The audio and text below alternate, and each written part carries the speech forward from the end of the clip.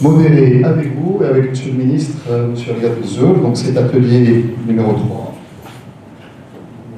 Il s'intitule « Comment renforcer la résilience tout court du Maroc, finalement, accélérer son émergence économique, son développement social dans un contexte de crise multidimensionnelle ». Beaucoup de choses ont été dites ce matin. Zoul, on va vous donner le temps que vous voulez, une dizaine de minutes si vous voulez, pour planter. Le temps que vous voulez, 10 minutes. Puis après, vous reprenez le micro en cours de la séance. L'idée, c'est vraiment un atelier en intelligence collective pour essayer un peu d'interagir. Il faut savoir que cet atelier est en live streaming avec Média 24. Donc, nous remercions énormément pour l'intérêt qu'il porte pour l'Alliance en particulier, pour notre parti en général. Je voulais introduire ton atelier, mais je crois que je vais éviter de le faire et on va te donner directement le micro pour le renforcement. Donc, je te passe le micro. Merci beaucoup, cher ami, merci beaucoup, cher Mehdi. Merci à tous de votre mobilisation au sein de cet atelier. Alors, compliqué de parler de résilience, compliqué de parler d'opportunités, compliqué de parler de perspectives dans un monde incertain. C'est pas ce qui se passe. Chaque jour vient avec son lot de bonnes et mauvaises nouvelles. On a quelques qualités et quelques atouts à faire valoir. Le premier atout qu'on a à faire valoir, c'est notre monarchie. Notre monarchie qui nous donne de la vision, de l'espoir, de la solidarité et surtout des chantiers sur 30 ans, 40 ans et une ambition qui nous dépasse. Si vous savez, si on devait parler avec les agents d'administration, les ministères et surtout le ministère des Finances, tous ces projets que vous avez vus, et beaucoup de gens se posent la question, c'est comment vous allez faire? Avec quoi vous allez faire tout ça? Où sont vos moyens? Où sont vos femmes et vos hommes pour les... Tout à l'heure, je parlais avec notre secrétaire général qui nous dit oui. Qui me disait oui, on a réglé le problème des moyens. On a l'ingénierie financière, on a des amis, on a des partenaires, on a des institutions financières internationales qui nous font confiance. Le problème des moyens ne s'oppose pas. Et qu'est-ce qu'on va faire pour les femmes et les hommes? Et ma réponse était très simple. Quand on a commencé à construire le Maroc indépendant, on a fait confiance à nos jeunes. On a confié les clés du pays à nos jeunes. Nos leaders, on les connaît. À l'époque, vous avez quel âge? Saïd El-Fassi avait quel âge? Le Valafrej avait quel âge? Si Mousta, quand il a pris ses responsabilités en tant que patron de la diplomatie marocaine, il avait quel âge? On a fait confiance à des jeunes de 30, 40 ans qui ont pris les clés du pays. À des moments difficiles, compliqués, où il fallait tout construire. Il n'y avait rien. Et on a encore plus de jeunes de cette qualité aujourd'hui. On en a plein. Et si on doit appeler à faire confiance, ça commence d'abord par nous. Ça commence d'abord par notre capacité à voir nos jeunes qui sont brillants, on en a plein ici, là au niveau de l'Alliance, à voir nos jeunes qui sont brillants, qui sont beaucoup plus brillants que nous à leur âge, quoi qu'on en dise. À voir nos jeunes qui sont brillants et à leur donner des clés, et à leur faire confiance, et à laisser prendre des responsabilités qu'aujourd'hui, on imagine très compliquées pour eux. Mais ils auront les épaules. Ils les ont déjà. Deuxième atout que nous avons, c'est que nous savons nous adapter. Nous sommes agiles. Nous avons un peuple agile, un peuple fort. Des fois, on peut se critiquer, on peut se taper dessus, mais on a une capacité de réaction par rapport aux situations, par rapport aux crises qui est exceptionnelle. On le voit à chaque fois. Le monde a été secoué de crise. Qui c'est qui revient? Voilà. Le monde a été secoué de crise ces dernières années. On n'a pas mis les crises politiques, on a mis que les crises financières dans ce slide, qu'on ne voit pas très bien d'ailleurs. Et le monde a été secoué de crise. Rien que dans les 15 dernières années, c'est incroyable. 2008, crise financière. Des gens qui étaient mis dehors de leur maison en Espagne, aux États-Unis, dans le monde entier. Le secteur qui a fait la croissance, la plus grosse croissance dans notre pays, qui est le secteur de l'immobilier, par terre. On avait créé créé des champions nationaux qui partaient à l'international, qui étaient fantastiques. Ça fait 15 ans qu'ils s'essoufflent. On n'y arrive pas. Le secteur bancaire, bien évidemment, était au bord de la catastrophe.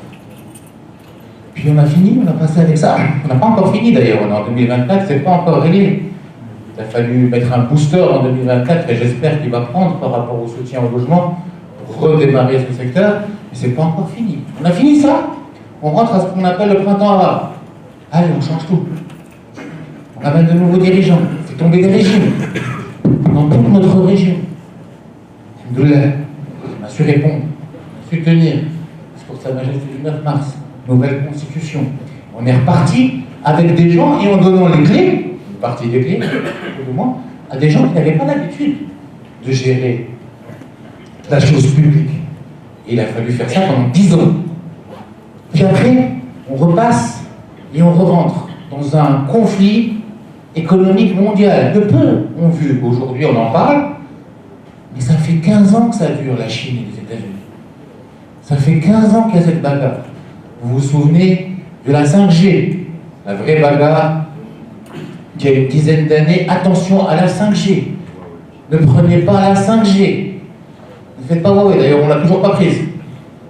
Et c'est une bagarre technologique, une bagarre commerciale. Et c'est devenu maintenant Foreign Entity of Concern. Ça c'était il y a une dizaine de jours. Les États-Unis ne veulent plus importer de matériaux critiques de la part d'entités étrangères qui posent un problème. Et c'est écrit dans la loi. Et c'est quoi ces entités étrangères qui posent un problème? C'est des entités qui seraient détenues ou sous l'autorité de pays avec lesquels les États-Unis ont un problème, parmi lesquels, bien sûr, la Corée du Nord, mais aussi la Chine. Et donc, il y a un énorme conflit géopolitique, sans parler des guerres. Puis on se rend compte qu'il y a une dépendance incroyable. Qui aurait pu imaginer une guerre entre la Russie et l'Ukraine aurait pu nous créer une inflation aussi importante? Moi, je n'aurais pas pu. Énorme cette inflation. Incroyable. Les prix des matières alimentaires qui ont augmenté de 80%, de 100%, de 150%. Et vous l'avez vu en faisant vos marchés. C'était horrible. On avait, pour prendre le prix de l'huile, alors qu'est-ce que l'Ukraine et la Russie ont à voir avec le soja? Production de soja mondiale, peanuts.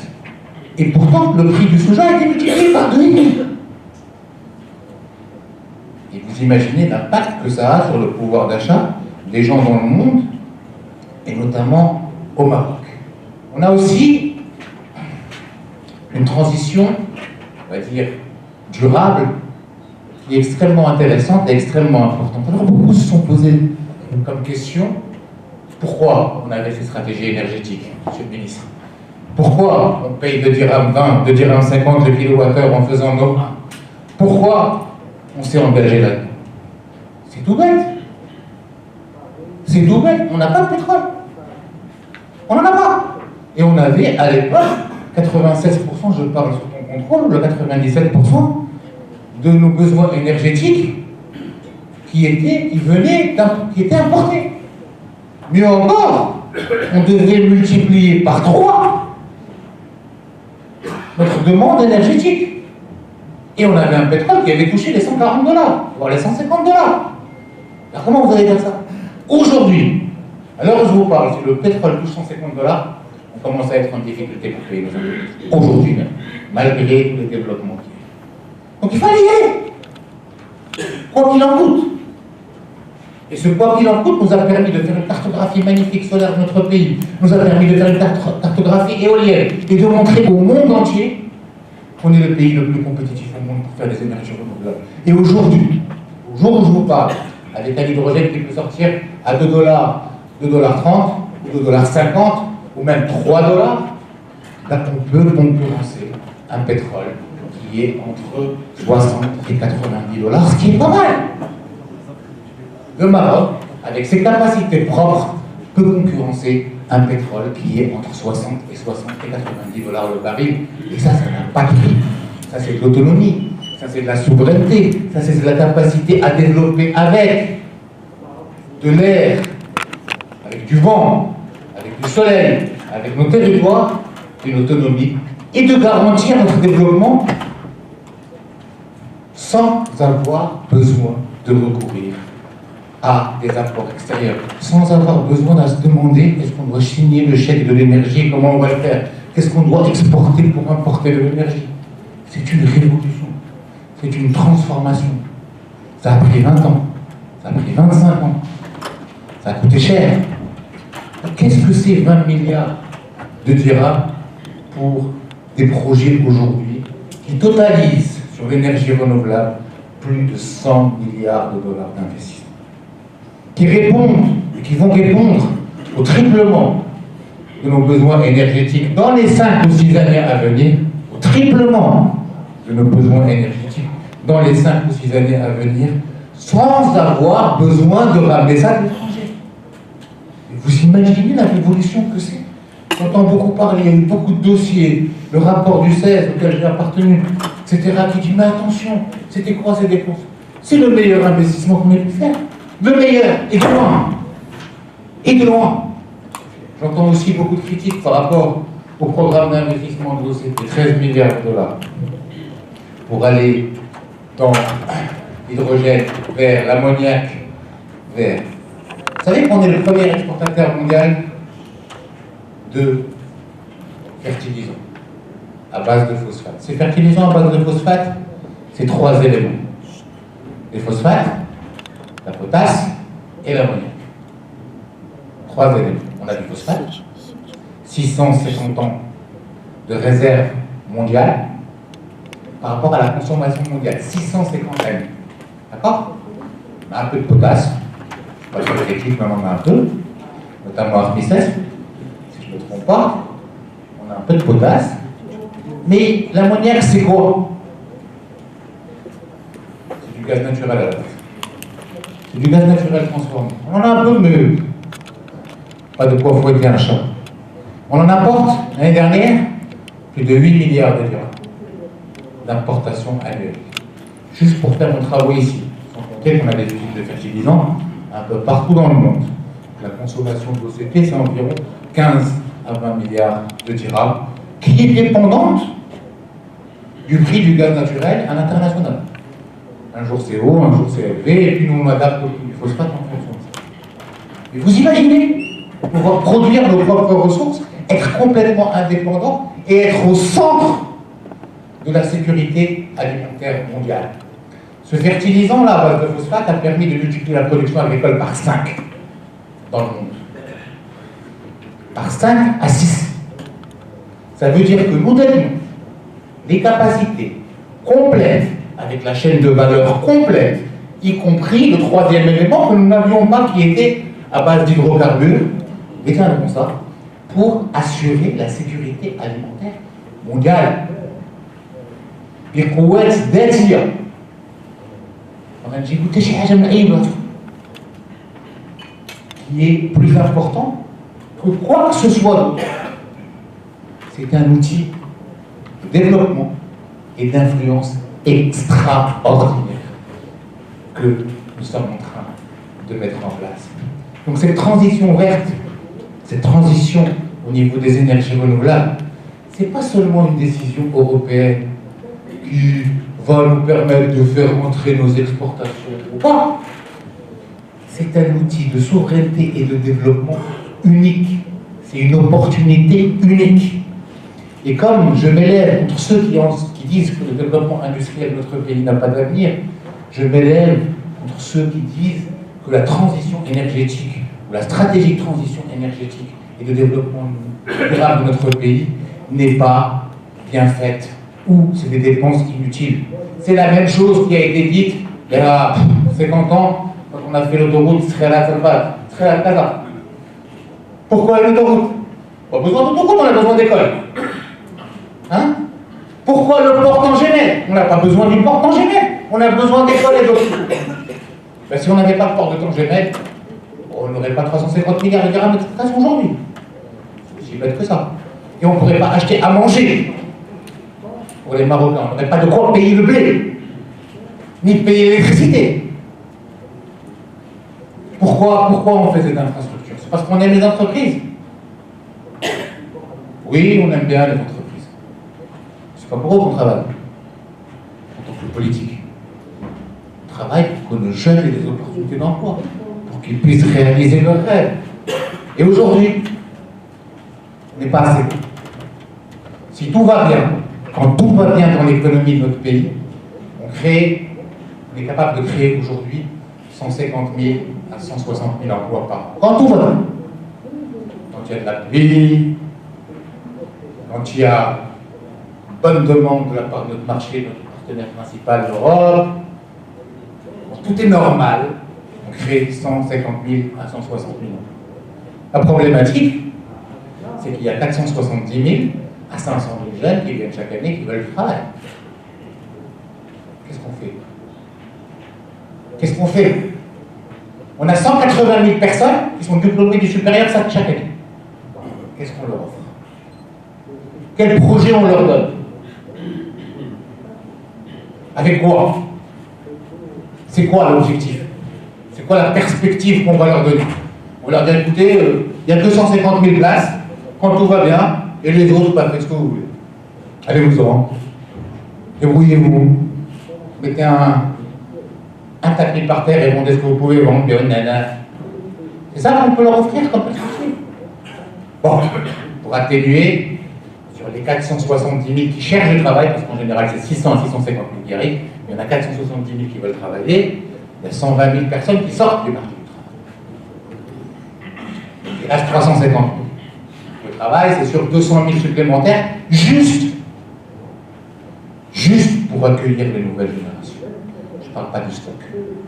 Je ne parle pas de ceux qui attendent depuis des années. Et c'est là que cette transformation est extrêmement importante. Elle est urgente. Et on a tout entre les mains dans les 6-7 prochaines années pour la faire. Doubler de volume, doubler de capacité, rajouter un deuxième et un troisième moteur de croissance à notre pays pour accueillir nos jeunes. C'est une nécessité. C'est pas qu'on aime les entreprises. C'est pas qu'on a envie d'investir pour le plaisir d'investir. C'est pas qu'on a envie de faire des trains super rapides pour le plaisir de voyager une demi-heure de moins dans un trajet. C'est pas ça le plaisir. C'est vrai, c'est nice to have. C'est cherry on the cake. Mais l'enjeu, c'est qu'est-ce qu'on fait de ces 200 000 jeunes et qu'on ne sert pas chaque année? Qu'est-ce qu'on leur offre? Quelle dynamique on met en place pour pouvoir les accueillir? C'est ça la vraie résilience. C'est ça la vraie stabilité. C'est ça le vrai devoir politique, économique que nous avons ensemble. Et c'est pour ça que Sa Majesté a mis une dynamique aussi importante, a mis des chantiers aussi importants, a mis des streams aussi larges. C'est la seule condition qui nous permettra d'offrir à ces jeunes un avenir, une possibilité d'avenir. Elle n'est pas là aujourd'hui. Elle n'est pas là aujourd'hui. Donc notre responsabilité, l'alliance d'un parti politique en charge de l'économie, c'est d'appuyer cette dynamique, c'est d'aider à la mettre en place. Et pour aider à la mettre en place, le secrétaire général a utilisé un mot extrêmement important à la fin de son discours. C'est le mot confiance. Parce que l'économie, c'est rien d'autre que la confiance. C'est rien d'autre. La différence entre celui qui a confiance et celui qui ne l'a pas, c'est celui qui a confiance essaye au moins. Celui qui n'a pas, s'arrête dès le début. Là, Einstein ne parlait jamais avec un pessimiste, il trouve toujours un problème à une solution. Jamais. Et nous, on n'a pas le temps d'avoir des problèmes. On n'a pas le temps de se poser des questions si oui ou non il faut faire ou il ne faut pas faire. On n'a pas d'autre choix que de réussir. On a pris des paris, on a pris des rendez-vous, et c'est pas ça le plus important. Ces rendez-vous sont des rendez-vous mobilisateurs. Ce sont des objectifs qu'on se donne et qui sont de plus en plus ambitieux grâce au volontarisme de Sa Majesté. Et qui vont de plus en plus loin, qui nous donnent de plus en plus de force et de plus en plus de responsabilité. Mais la vraie responsabilité qu'on a, c'est d'offrir un vrai avenir à nos jeunes. La vraie responsabilité qu'on a, c'est de multiplier par 3 ou par 4 les investissements qui permettront de les accueillir. La vraie responsabilité qu'on a, c'est d'améliorer le niveau de vie de notre pays. Parce que tout ça, c'est un devoir en tant qu'acteur politique. C'est un devoir d'offrir un avenir à nos jeunes. Vous pouvez imaginer dormir la nuit en tant que responsable politique, et vous êtes tous des responsables politiques, ici autour de la table, dormir la nuit en se disant, aujourd'hui, j'ai fait un acte qui permettra à un Turc de travailler, permettra pas à un Marocain de travailler. Et pourtant, c'est ce qu'on fait tous les jours. Croyez que venir dire le Made in Morocco, c'est parce qu'on est fier et on bombe le torse et on a envie de dire qu'on est les meilleurs? Non, il y a plein de gens qui travaillent bien dans le monde. Il y en a plein. Et c'est vrai qu'on me le dit, on me dit oui, les Turcs sont bons, oui, ils sont bons. Les Chinois sont bons, oui, ils sont bons. Les Japonais sont bons, oui, ils sont bons. Mais on est pas mal aussi. Et l'acte de consommer de chez vous, de chez nous, ça nous permet de réaliser ça. Ça nous permet de réaliser ça. Le fait de se dire, je vais prendre ce produit qui est fait chez moi, qui est peut-être un tout petit peu plus cher, peut-être même au même prix, des fois même moins cher, au lieu d'un autre produit, ben ça permet de donner un emploi supplémentaire à un Marocain. Et c'est un acte citoyen. C'est un acte qui va nous mener vers ce développement qu'on cherche. Mieux encore, j'ai parlé à beaucoup d'entre vous avant de rentrer dans cette salle. La plupart d'entre nous ici ont dans nos familles des gens qui cherchent du boulot. Si ce n'est tous. On a tous dans notre famille, proches ou éloignés, des gens qui cherchent un avenir, qui ont une belle formation. Des ingénieurs, des masters, il y en a plein qui cherchent une opportunité qu'on ne donne pas. Est-ce que vous savez qu'à l'indépendance, juste après, dans les années 60, chaque ingénieur qui était diplômé, était reçu personnellement par le Premier ministre. Personnellement. J'ai bougé. On a besoin. Et voilà ce que vous allez faire. Et aujourd'hui, on a des ingénieurs, 18 000 qui sortent. Et on va aller vers 30 000.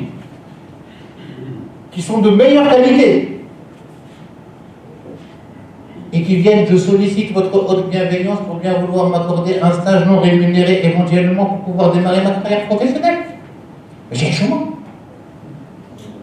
Mais j'ai un chômage à 10 ans. C'est ça qu'on veut laisser à nos enfants. C'est ça qu'on a envie de faire. Et on est tous responsables. Moi, le premier, au gouvernement, pour accélérer cette dynamique, pour accélérer ces investissements. Est-ce que vous croyez que quand je vais inaugurer une usine ou signer un partenariat, c'est juste pour le plaisir de passer à la télé? Parce que j'ai envie qu'on me voie, parce que j'ai envie qu'on dise « Ah, ce garçon est pas mal, il fait du bon boulot ». Non, c'est pour créer de la confiance, c'est pour montrer qu'il y a une dynamique, c'est pour montrer qu'il y a des gens qui investissent. C'est pour créer des emplois. Et c'est une responsabilité collective. La vraie résilience que nous avons, la vraie résilience que nous devons chercher, c'est comment tous ensemble, dans nos actes de consommation, dans nos actes d'investir, dans nos actes de confiance vis-à-vis de nos jeunes, on peut doubler cette motorisation qui crée de l'emploi dans notre pays. Et ce n'est pas qu'une question économique, ce n'est pas qu'une question morale, c'est aussi une question de stabilité. Combien on va laisser encore? 200 000 jeunes chaque année, accumulés sans avoir l'espoir d'avoir un travail. Ça va tenir combien?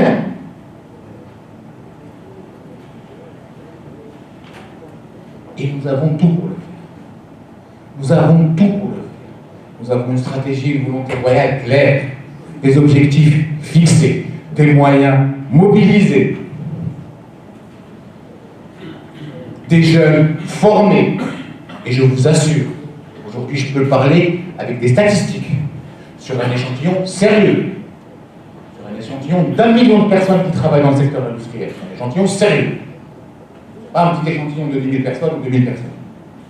Ils sont ultra compétitifs à tous les niveaux de responsabilité. Ils sont à des niveaux de qualité mondiale.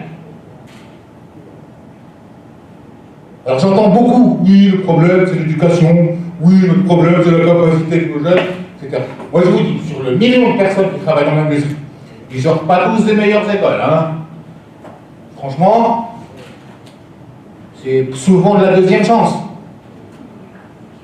C'est souvent de la deuxième chance. Ils sortent pas tous, ils n'ont pas tous fait des prépas et rentré dans des grandes écoles avec de super notes. Haka. Dans tous les écosystèmes, ils sont comme ça. Tous. Alors on a les Japonais, les plus gros employeurs de l'industrie dans notre pays. Et Dieu sait que les Japonais sont assez exigeants en termes de qualité. Hein, peut-être même eux qui ont inventé le Kaizen, ces process-là un peu compliqués. Et bien, figurez-vous que ces Japonais aujourd'hui ont choisi le Maroc, le leader japonais, choisi le Maroc, et précisément Meknès, son usine à Meknès, pour former les gens de toute la région EMEA. Europe, les Européens viennent se former au Maroc par des Marocains. Sur des process japonais. On a atteint des niveaux de qualité et de compétitivité mondiale. Malheureusement, heureusement, ça vient de tous les pays, tous les échantillons, les Japonais, les Chinois, les Allemands, les Américains. Je vais vous raconter une histoire que je raconte souvent et qui montre à quel point on est pas mal. J'ai visité une usine américaine à Tanger. Je rentre dans cette usine, je l'ai raconté plusieurs fois et j'adore raconter cette histoire. Je rentre dans cette usine et on me montre, c'est une usine de collecteurs qui fait des petites matières en plastique pour connecter des câbles. Ça a l'air pas compliqué, mais c'est pas mal. C'est assez intense en technologie. Je rentre dans l'usine, bon, bien évidemment, on arrive dans une usine, on nous présente ce qu'elle fait dans des tableaux, et puis après on va poser sur une table le produit qui est fabriqué. On regarde, et voilà, monsieur le ministre, voilà ce qu'on fabrique.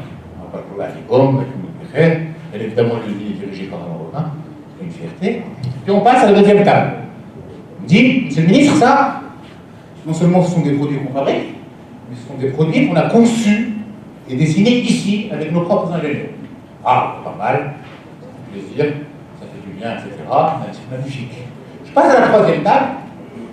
Il me dit, voilà, monsieur le ministre, des produits qu'on a conçus, dessinés et fabriqués ici, et qu'on exporte en Chine. Ah, ça veut dire qu'on a conçu, fabriqué des produits qu'on envoie dans le pays le plus compétitif au monde, pour les faire, ce qui est pas mal. J'ai une grosse fierté. C'est pas fini. On avance, il me montre une belle machine. Je dis, monsieur le ministre, cette machine, nos ingénieurs l'ont conçue ici, nos ingénieurs marocains qui l'ont conçue ici, et on l'a fait fabriquer en Allemagne. Wow, je suis assez fier que nos ingénieurs conçoivent des machines et la font fabriquer en Allemagne. C'est quand même pas mal, c'est quand même une évolution qu'on soit dans la conception et que les Allemands travaillent pour nous pour fabriquer ce que les Marocains ont conçu. Ça fait plaisir. Ça rend assez fier. Quatrième fierté, je commence à aller bien, je commence à me sentir assez renforcé, qui bombe le torse, etc. La cinquième étape, je me dis, monsieur le ministre, cette machine, on l'a conçue ici et on l'a fabriquée ici. Waouh, comment ça, elle est magnifique. C'est très belle, d'ailleurs c'est la seule fois, la première fois de ma vie que j'ai pris un selfie avec une machine. Et il y a de quoi, hein? Il y a de quoi être fier. Alors, je lui ai dit, expliquez-moi. Il me dit, bah voilà, quand on a fait les plans, et on les a envoyés à nos amis allemands, ils nous ont dit, il nous faut 18 mois pour la faire. On n'avait pas 18 mois pour la sortir. Donc on avait revu, on a vu l'écosystème autour de nous pour faire cette machine, et puis on a trouvé des gens qui étaient capables de la faire, qui nous l'ont livrée en 3 mois, et elle coûtait 70% moins cher. 70% moins cher pour le niveau de qualité exigé par les Américains pour la fabrication de produits conçus au Maroc, par des machines conçues au Maroc et fabriquées au Maroc, avec des produits qu'on envoie en Chine. On est capable de tout faire.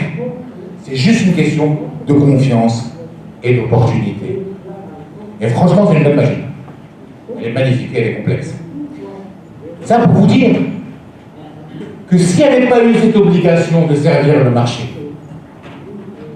s'ils n'étaient pas coincés, ils avaient besoin de cette machine pour fabriquer ces conducteurs, on n'aurait jamais su que dans notre pays, on est capable de fabriquer 70% moins cher pour la même qualité allemande. Jamais.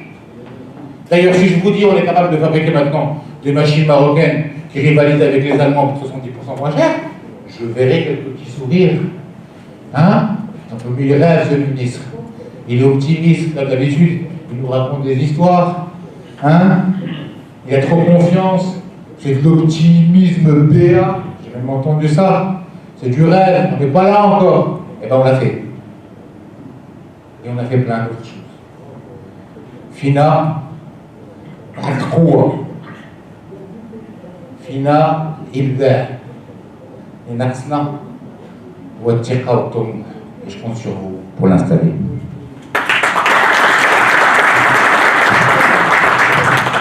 Merci, Monsieur le Ministre, pour votre bien exposé.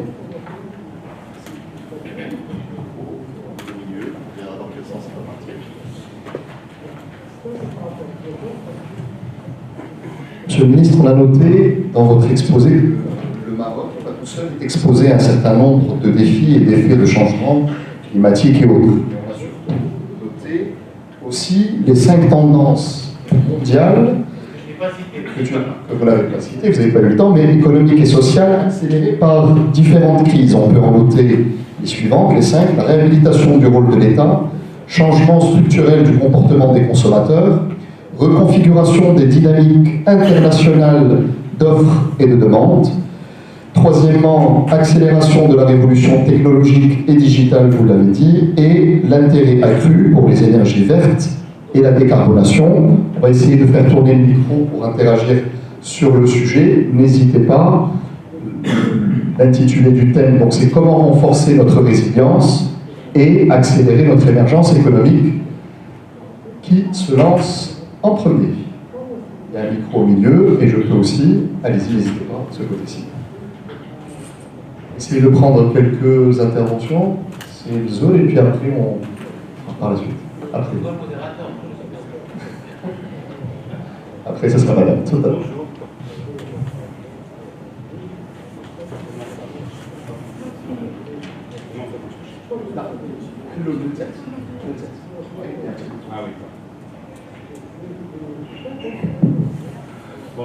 Donc, je suis ingénieur hydraulicien, météorologue. Je suis à la direction générale de la météorologie. Et donc, par conséquent, je suis obligé d'intervenir le premier parce qu'on parle en premier lieu de la résilience climatique. Quoique ça ne se limite pas seulement à la thématique des changements climatiques sur le plan scientifique, mais général. Alors, je voulais juste intervenir pour planter peut-être le topo par rapport à la question des enjeux climatiques. Donc, le Maroc, il a des défis très importants en termes climatiques. Donc, nous sommes en train de vivre l'enjeu ou bien le défi le plus important qui est la sécheresse structurelle. Alors, le problème de la sécheresse structurelle, ce n'est pas une question qu'on est en train de vivre, mais c'est une question dont on va vivre encore mieux parce que tous les modèles de prédiction climatique, ils se mettent d'accord sur le fait que les pays du pourtour méditerranéen vont connaître des phénomènes extrêmes dans la sécheresse, dans les inondations, et donc il y a encore des enjeux. Alors la sécheresse qu'on est en train de vivre, ce n'est pas seulement quelque chose qu'on est en train de découvrir, c'est quelque chose que les modèles se sont mis d'accord il y a longtemps. Qu'est-ce qu'on a fait par rapport à ça? Le Maroc, il y a beaucoup de choses qu'il a fait.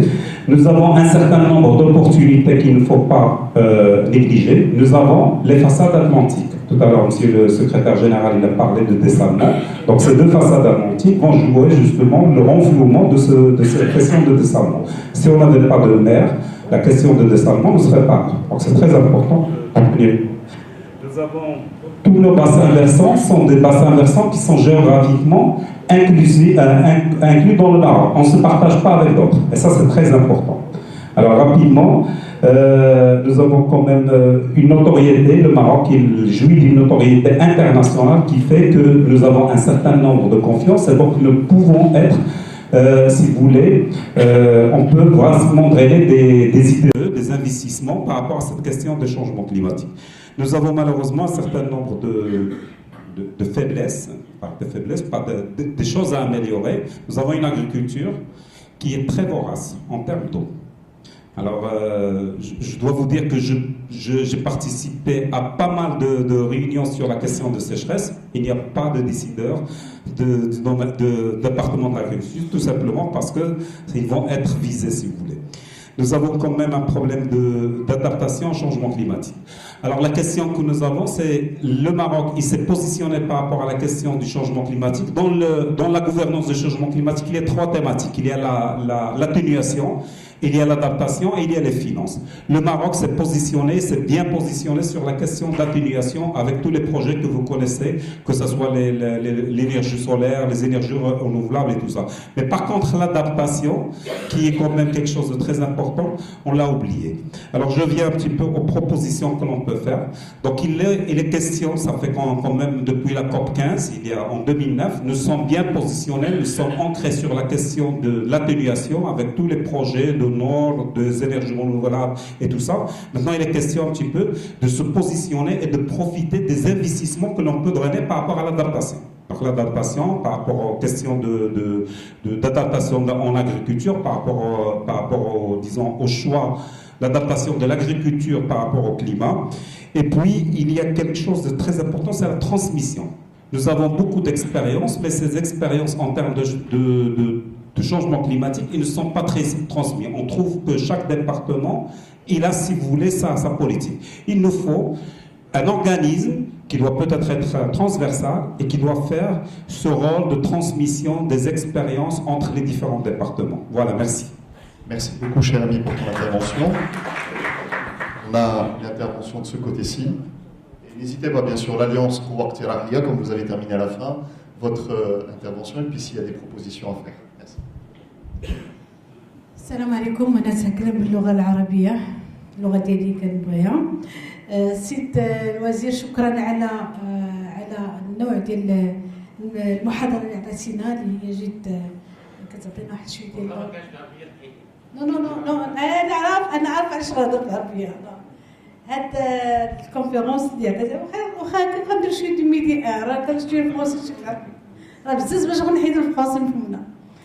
دونك تكلمتي على الهيدروجين فير، تكلمتي على الطاقه المتجدده، تكلمتي على الاستثمارات الشيقه اللي غتكون البرنامج التنموي الجديد، القطار التنموي ديال 2030 اللي هو غدا، ولكن ما غننساوش ان في 2035 اللي هو بعد غدا.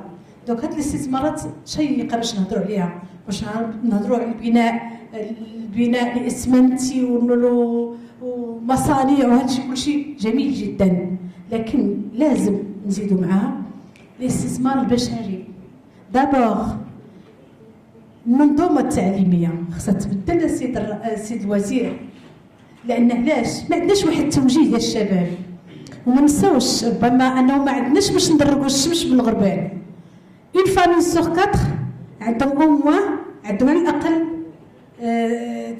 شاب مدمن.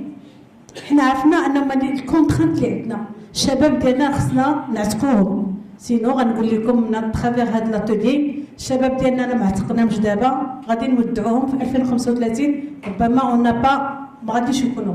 دونك عندنا المنظومه التعليميه، عندنا استراتيجيه مستعجله محاربه الادمان، عندنا كذلك استثمار ديال لي فام، حتى لي فام عندهم حق باش يدخلوا للبرنامج التنموي. دونك وعندنا واحد المشكل اخر، عندنا الزبونيه والمحسوبيه. راه كتلقى الوليدات كيجيبوا 18 دو موين جينيرال. انا جو سوي ميدسان دو ترافاي، خدامه في لونتربريز اي جو سوي في بيرو ريجيونال ديال الهلال الاحمر المغربي، وكنشوف شكون كيجيو عندنا عندهم 18 في الباك عباد الله، وتجي دير لك الفينيسيون وزين ديال كونفيكسيون. هذه ماشي حشومه ما كتبكيش، هذه غادي نبكيو عليها. علاش هاد الوليدات هما ما يكونش عندهم حق في لي زيكول سوبيريور ديالنا؟ علاش ما نديروش الكوطا السيد الوزير؟ واش الدوله ما عندهاش الامكانيات باش نخلصوا على في لي زيكول سوبيريور، او لا هادوك لي سي جي ولا هادوك يمشيو لها غير ولاد شكون؟ لانه انا نعطيهم لك السيد الوزير جايبين 18 وفي الاخر كتلقاهم كيمشيو يديروا شي فورماسيون بعيده عليهم. On va passer, madame. تشرفي عدد ديال الناس كيعيطوا لي كيقولوا لي منهم كاين هنا راه عندي ولدي ولا عمي ولا ما كاينش مسؤول، ما كاينش. ايوا ما مصاب يكونوا بحال كلهم لي زيكول. على اي رسالة الوزير بغينا نكون واحد لابورس السيد الوزير تكون الفائده ديال الفئه الهشه والفقيره، وبغينا اون بون اورينتاسيون. هاد الهيدروجين فير وهاد الطاقه المتجدده يكونوا على درايه جميع الشباب ويعرفوا فين غادي يمشيو. غادي يكون لوفر غادي اون طلب والعرض يكونوا غادي متساويين. شكرا لكم. ولكن كاينه يمكن ماستر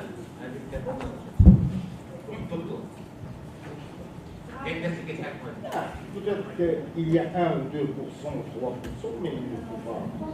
لا ماستر كاين Voilà, il ne faut pas généraliser. ولكن في الدخول لا سي Le CG, لا ماستر ولكن في الدخول في المدارس الاوليه. Et là, Smerti, donc on revient sur le sujet. Merci beaucoup pour votre intervention. Dame Simzer. Salam alaikum. Abdelghani Arnas, je dirais une cabinet de components d'entreprise avec un partenaire étranger. Alors, ce que je parle là, devant ça, je suis tout à fait d'accord avec l'intervention de Sidi Louazir, le Kantipro, le Wizara Dialogie, le Radir Tariq Sahih. Je suis tout à fait d'accord. Les canalisations vers une canalisation de production nationale ou pour une valorisation de nos produits. Alors, من الاقتراحات اللي كنقترحها وحتى الوزيره تكلم عليها وهي ديفيرسيفيكاسيون ايكونوميك c'est-à-dire proposer des stratégies visant à diversifier le secteur économique du Maroc pour réduire l'indépendance par exemple مراكش في الكوفيد يعني مراكش نعتبروه الكابيتال توريستيك ديال المغرب وميم ديال لافريك.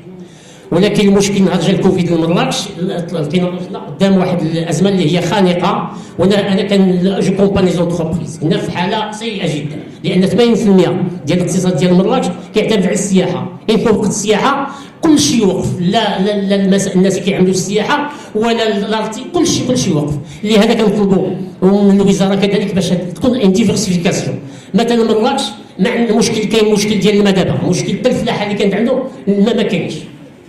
دونك انا جو سوي بور بحال مراكش وغيره يكون واحد ديفيرسيفيكاسيون تكون لا برودكسيون، نديرو دي برودوي او ماروك. كاين بزاف الحوايج دار خصو هاد لورينتاسيون اللي تكون بخير. وانا كنشوف واحد الاقتراح عندي تنقولوا مثلا الا خدينا الطريق بين كازا ضربنا مع مراكش، الا خدينا من ام ربيع لهاد الجهه تطيح الشتاء كمان بامال.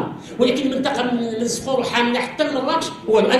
انا جيمغي بيان كو نكونسوم ديك المناطق اللي فيهاش الماء ونخليو المناطق اللي قريبه لكازا وداك الشيء ما تدخلش في الصناعه لانك تاخذ الارض فلاحيه وحنا محتاجين لها. هذا من جهه. وكذلك بالنسبه لحاجه اخرى وهو خصنا نديرو ان بوليتيك دو بريباراسيون او ريسك دو جيستيون دي كريز. سيتادير الا وقعت ان كريز كما وقع اللي وقع مثلا في ايامات الكوفيد وكما وقع مثلا في الحوز، خصنا تكون عندنا واحد لا بوليتيك اللي هاد نكونوا بخي ديجا رابيدمون هذا الشيء. والحمد لله راه تبين بان كنا في المستوى في المشكل ديال الحوز. وشكرا جزيلا. وشكرا جزيلا السيد الوزير. الله يبارك فيك. Merci. De ce côté-ci, vous présentez et puis votre intervention. Merci beaucoup. Je suis Youssef Okhlo, je suis inspecteur des finances. En fait, je souhaite, je souhaite partager quelques éléments et potentiellement quelques recommandations, notamment en ce qui concerne les stations de dessalement. Donc, comme vous savez certainement, chaque litre produit génère 1,5 litre de la saumure de brine, qui est un liquide hautement. J'ai dit mètre carré. Effectivement. Et donc, c'est un liquide qui est hautement salé et qui est potentiellement qui n'est pas bon pour l'environnement. Et notamment, en ce qui concerne son impact sur les nappes phréatiques sur les. Donc l'idée que j'aimerais proposer, c'est d'explorer certaines technologies, notamment l'électrodialyse inversée et l'électrodialyse directe. La première permet d'ailleurs il y a un programme à l'Union européenne, REAP Power, et ça permet de générer de l'énergie et qui pourrait même être réinvesti pour réduire notre dépendance par rapport à l'énergie fossile. En ce qui concerne l'électrodialyse directe, c'est un peu plus pour générer, produire de l'acide chlorhydrique qui pourrait être utilisé pour le nettoyage, pour désengrainer Donc ça c'est pour le décembre, parce que ce volet soutenable, résilience climatique, nous avons une opportunité pour démarrer sur de bonnes bases par rapport à les technologies qui sont mises. Donc d'une part, j'aimerais aussi rebondir sur c'est aussi lié à l'eau, c'est l'épuration des eaux usées. Nous avons environ 158 stations des eaux usées et elles sont aussi, pas toutes sont opérationnelles bien entendu, mais elles sont énergivores aussi. Et donc pour essayer de réduire la dépendance par rapport à l'énergie, je proposerais de prendre comme exemple la station Strasse en Autriche, qui s'est transformée en station de production d'électricité avec un excédent de 8% de leur consommation. Et c'est basé sur 3 ingrédients. C'est une installation de pompes éco-énergétiques adaptées, bien entendu. L'installation de turbines tout au long de l'approvisionnement ici à la sortie. Et l'utilisation de pompes à chaleur, vu que les eaux usées généralement sont. Donc voilà. Et un dernier point. C'est l'énergie, qu'en est-il de l'énergie nucléaire? Surtout que, selon les chiffres des professionnels américains, des astronomiques, ça produit 17 fois plus pour le même investissement, le même effort. Voilà, merci beaucoup. Merci beaucoup. N'oublions pas que dans ce sous-chapitre de renforcement de la résilience, il n'y a pas que la résilience climatique. On peut noter qu'il nous faudrait une infrastructure résiliente, par exemple. Parmi ça, on peut noter la décarbonation de l'économie, la diversification de notre économie et plusieurs d'autres sujets. Donc on va laisser tourner le micro pour reprendre les idées des invités.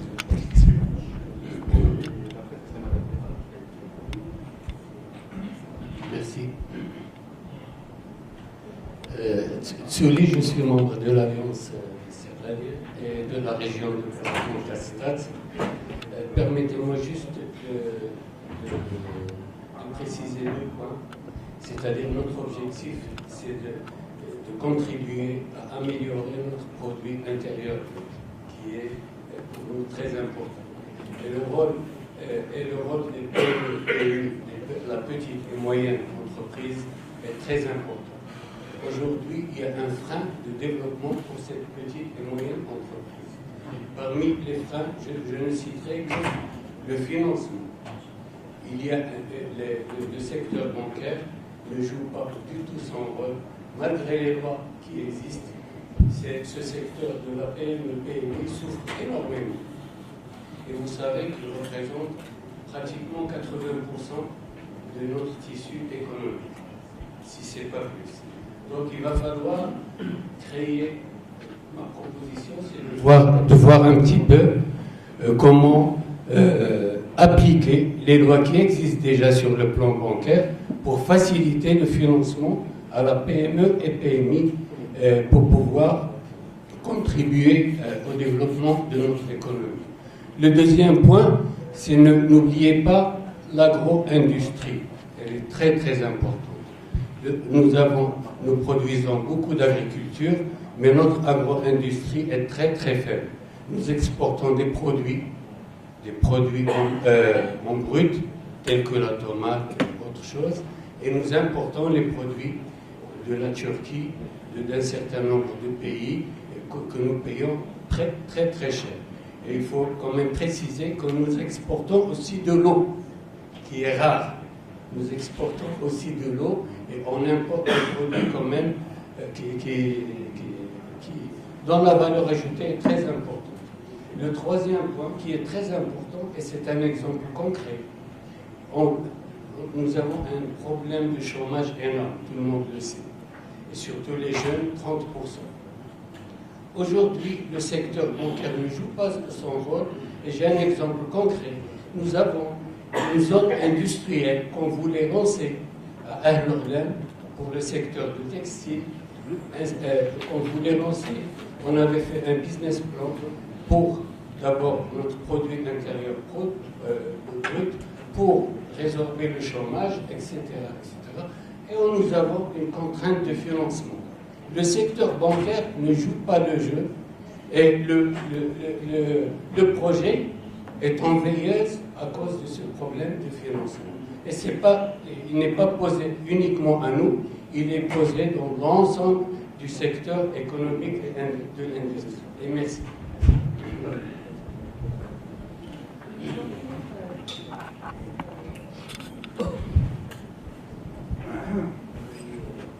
Oui, bonjour, Fawzia Talout Mknassi, je suis journaliste, écrivaine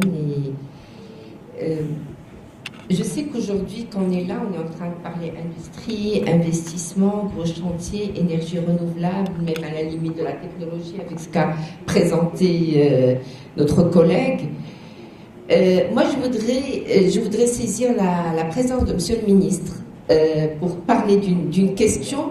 D'ailleurs, je dois me justifier parce que la question dont je veux parler en général n'est pas prise en considération. Je veux parler du cas de 240 000 femmes marocaines qui détiennent un savoir traditionnel. Et là, moi, je ne le rentre pas dans l'artisanat, je le rentre dans le Made in Morocco. Ces femmes, ils ont des potentiels incroyables, ils ont un savoir incroyable et il y a même des débouchés incroyables sur le plan international, notamment au niveau de la haute couture et du luxe. Donc ces femmes, il est temps qu'elles soient prises en considération, parce que c'est une vraie niche, c'est une vraie richesse que nous avons, mais jusqu'à maintenant, elle est pas considérée, elle n'existe même pas dans la nomenclature des emplois du Maroc. Et merci. Je vais abuser de mon pouvoir de speaker. On a prévu que je prenne la parole deux ou trois fois juste pour pouvoir répondre à certaines choses, pour pouvoir avancer dans le débat. La diversification économique, vous avez parlé, madame, de dépendance et d'un investissement dans la jeunesse, c'est essentiel. Ceci étant dit, bien sûr qu'il faut continuer à travailler sur la jeunesse, la réforme de l'éducation, la prise en charge de la dépendance, de toutes les formes de dépendance d'ailleurs. Et c'est une évidence. Ceci étant dit, aujourd'hui, quand on regarde de l'autre côté, on a énormément de jeunes qui viennent, qui sont prêts, qui ne sont pas dépendants, qui ont leur qualification, qui ont envie, qui ont tout ce qu'il faut pour contribuer. Et même ceux-là, on ne leur offre pas encore les rêves et les opportunités, la possibilité de réaliser leurs rêves et leurs opportunités pour l'instant. Et je pense qu'une dynamique positive, une dynamique de confiance, une dynamique où on laisse personne de côté, vous avez vu tous les programmes sociaux de Sa Majesté, et il a démarré par la dynamique sociale avant de partir sur autre chose, montre qu'on veut laisser personne sur le côté, on veut aller partout avec tout le monde. Ce qui me fait rebondir sur les femmes, 240 000 femmes, vous savez, un des projets desquels je suis le plus fier, c'est un projet sur le tapis de Tazmalt, qui rassemble à peu près 26 000 femmes qui ont le savoir-faire pour faire un tapis qui est reconnu mondialement. Ces 26 000 femmes qui sont organisées en coopérative et en fédération de coopératives faisaient la moitié de leur temps de la filature et l'autre moitié presser le tapis. Et leur revenu était de l'ordre de 400 à 500 dirhams par mois. Et ce qu'on avait comme projet, qu'on a porté avec la région et qu'on a porté avec la Fondation CDG d'ailleurs et le ministère, c'est de mettre en place une filature. Et on a fait les études techniques, on est en train de construire une filature pour cette coopérative qui permettra juste de doubler les revenus de ces femmes, de 26 000 femmes, avec un montant de 40 millions de dirhams d'investissement. C'est peut-être aussi l'un des meilleurs projets qu'on puisse faire pour changer la vie des gens, pour transformer la vie des gens. Et bien sûr, au-delà, il y a tout un travail qui va être fait pour leur donner de l'amont, parce que c'est un mouton très particulier. Et donc, on leur donne le contrôle de l'amont. Et bien sûr, sur l'aval, avec des capacités de commercialisation, on forme les enfants de ces dames-là et de ce savoir-faire traditionnel pour qu'ils puissent prendre la relève et marketer. Donc, on s'en occupe, on voit le tissu, la difficulté, c'est l'agrégation, c'est d'avoir ça se fait au niveau, par exemple, agricole, ça s'est plutôt bien fait dans certains cas. On a des coopératives extrêmement puissantes qui concurrencent des multinationales, vous le voyez dans l'alimentaire, avec Copal qui est un exemple monstrueux. Dans la finance, on voit des coopératives assez puissantes. Dans des secteurs artisanaux, on est encore en train d'essayer de trouver la bonne agrégation. Mais croyez-moi, si on arrive à trouver la bonne agrégation, on est là et on les emmènera là où il faut les emmener avec toute l'énergie, parce que c'est le meilleur retour sur investissement qu'on puisse avoir. Sur la partie PME, PMI, sur la partie PME, PMI,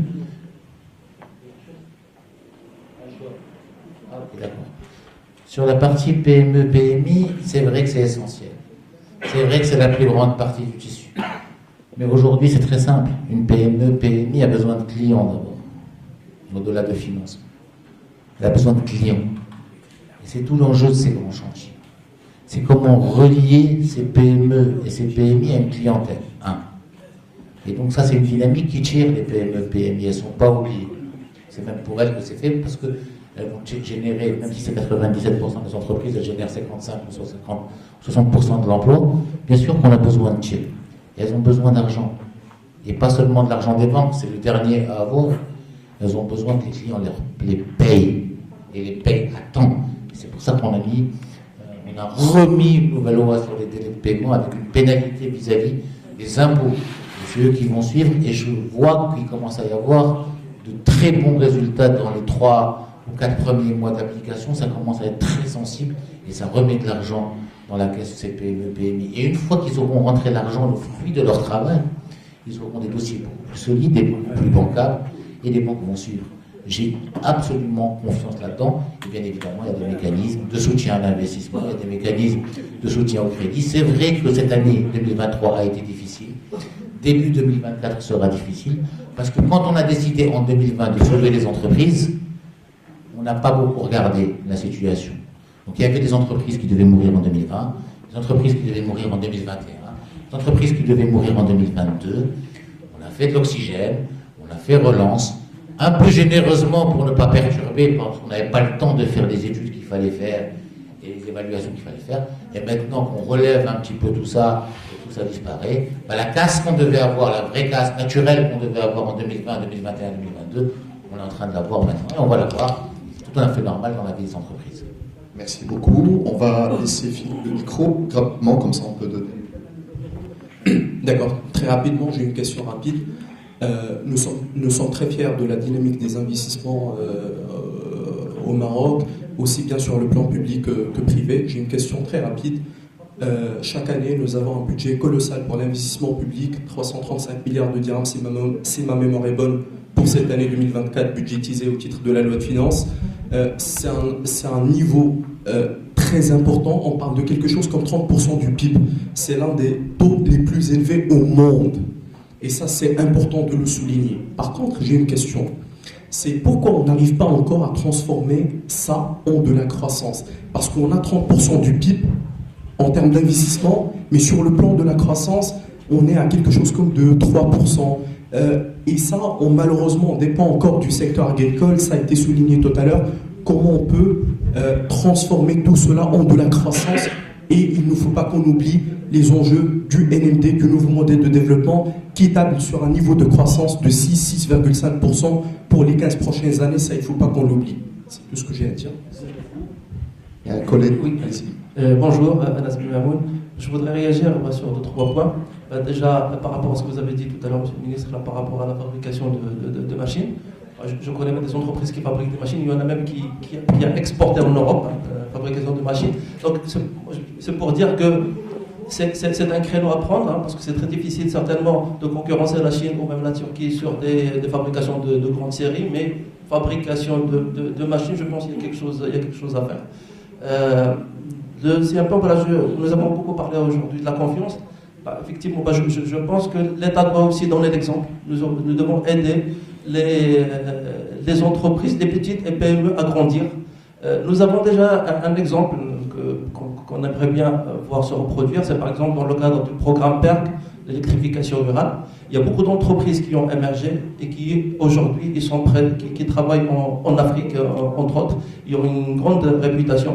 Donc j'aimerais bien, ce serait bien peut-être qu'on répète ce même schéma par exemple sur les énergies renouvelables. Malheureusement aujourd'hui sur les énergies renouvelables, par exemple Nord, on a vu quelques 3-4 grandes entreprises qui ont travaillé, mais bon, les petits, ils ne sont pas vraiment intégrés dedans. Donc ce n'est pas vraiment un travail inclusif. Donc moi je pense qu'il y a quelque chose à faire de ce côté. Il y a même De toute façon, quand je dis la confiance aussi, même la confiance aussi sur les startups, quoi. Donc les porteurs de projets, il y a pas mal d'idées à développer. Nous constatons, il y a pas mal d'initiatives, d'incubateurs par exemple, mais comme vous l'avez bien dit tout à l'heure, parfois, ce n'est pas les financements ou l'accompagnement, il faut le marché. Il faut qu'on fasse confiance à ces jeunes, quoi, surtout. Donc ça, je pense que c'est beaucoup plus important que le financement ou l'accompagnement même, quoi. Donc l'incubateur, parfois, peut-être, ça ne sert à rien. C'est à la sortie, il n'a pas de débouché, il n'a pas de marché. Donc un troisième point, parce que là, nous parlons aujourd'hui de l'accélération de l'émergence économique et de son développement social. Et un sujet, là, l'économie, je pense que ça doit passer aussi principalement par l'accélération de la modernisation de l'économie. Je parle d'économie de rente. Par exemple, là, nous avons beaucoup parlé, vous avez beaucoup parlé à l'époque d'inflation, des agréments, par exemple, le marché de gros, les taxis. Mais qu'est-ce qu'on en a fait après? Est-ce qu'il y a il y a quelque chose qui a été fait? Parce que je pense que le système est toujours là, il va continuer. Et ça rejoint, bon, par exemple, voilà, les exemples flagrants du marché de gros, les taxis aussi, hein, c'est de l'économie de rente, en même temps c'est de l'informel, quoi. Donc ça, c'est vraiment, c'est des choses qui, pour moi, donc là, ça doit, donc voilà, on doit travailler sur l'accélération de la modernisation de l'économie. Merci. Oui, bonjour, c'est Nadia Choukeli du Conseil régional Casablanca-Cascade. La question que je me pose toujours, c'est comment encourager le Made in Morocco alors qu'on a ouvert toutes les opportunités au marché chinois et principalement turc de nous envahir aussi bien par leurs produits de A à Z et aussi le marché d'infrastructures, les grands chantiers et partenariats avec nous. Je pense que c'est une concurrence de valeur. Oh.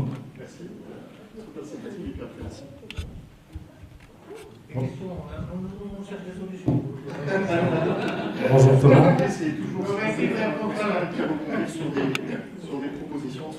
Merci. Bonjour tout le monde. Non, pas de question. Merci. Bonjour tout le monde. Tout d'abord, merci à l'Alliance d'avoir pour la qualité de l'événement. Merci pour l'organisation et merci au bureau exécutif. Sur le thème, je retiens deux mots, la résilience et l'accélération. Je pense que le Maroc, il a su démontrer au monde entier sa capacité de résilience, à la fois par rapport à la gestion de la crise de Covid, le terrible tremblement de terre. Et franchement, moi qui vis à l'étranger, j'étais fier d'être marocain. Et je suis fier d'être marocain, d'écouter cela à travers mes collègues, mes voisins, et dire waouh, le Maroc sait gérer ce type d'événement. Tragique, certes, mais en tout cas, c'est énorme. Et ce qu'il faut retenir, c'est qu'il faut capitaliser sur cette confiance, sur cette résilience, pour accélérer, on parle de résilience économique et écologique, sur par exemple l'économie circulaire. L'économie circulaire, aujourd'hui, on a un des plus faibles taux de valorisation des déchets. Aujourd'hui, en ayant cette capacité de résilience, il faut aller accélérer, avoir plus d'investissements dans ce sens, d'encourager la valorisation des déchets par exemple. Sur l'accélération, mon cher voisin a bien précisé qu'on a un des taux, enfin notre croissance du PIB, elle est très faible par rapport aux objectifs fixés par le nouveau modèle de développement. Il faut passer à la vitesse supérieure, il faut créer de l'emploi. Il faut créer de l'emploi, et pour créer de l'emploi, c'est l'entrepreneuriat. L'entrepreneuriat, les startups. Il faut qu'on aille une approche plutôt régionale et locale. Je m'explique. Par exemple, aujourd'hui, chaque province elle a ses propres spécificités. J'ai en tête la province de Sidi Bou Nord. Sidi Bou Nord, elle est connue par la betterave.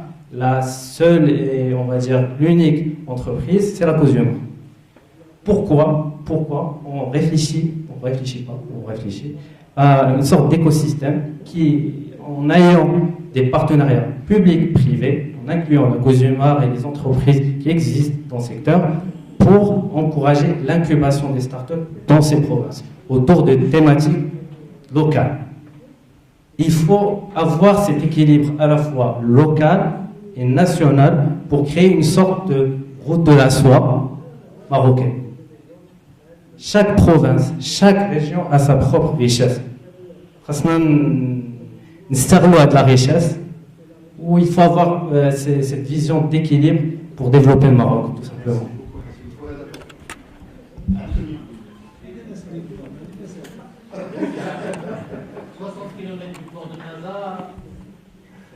Développement avec un gros bassin d'emploi pour travailler.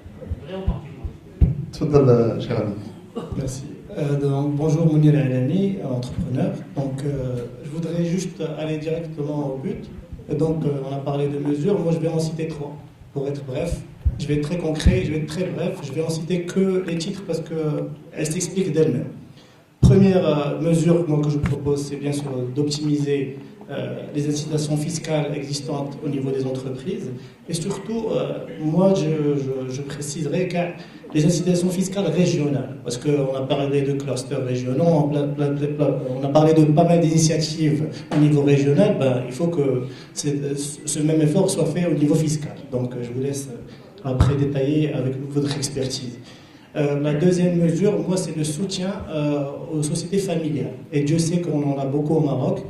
Et je vais être très, très précis, c'est par rapport à une politique claire de transmission du patrimoine.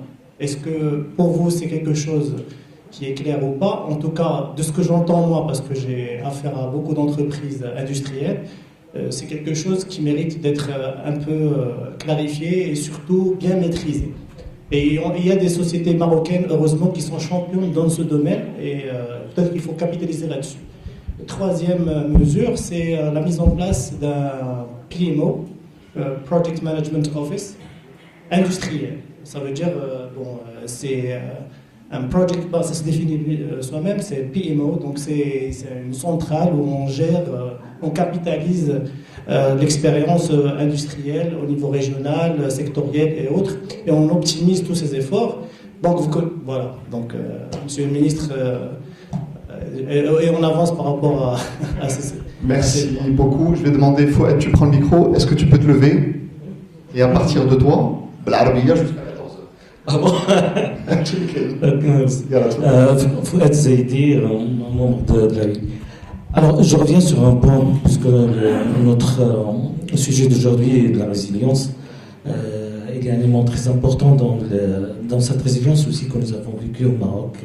Et je reviens à un sujet très important qui est celui de la résilience digitale.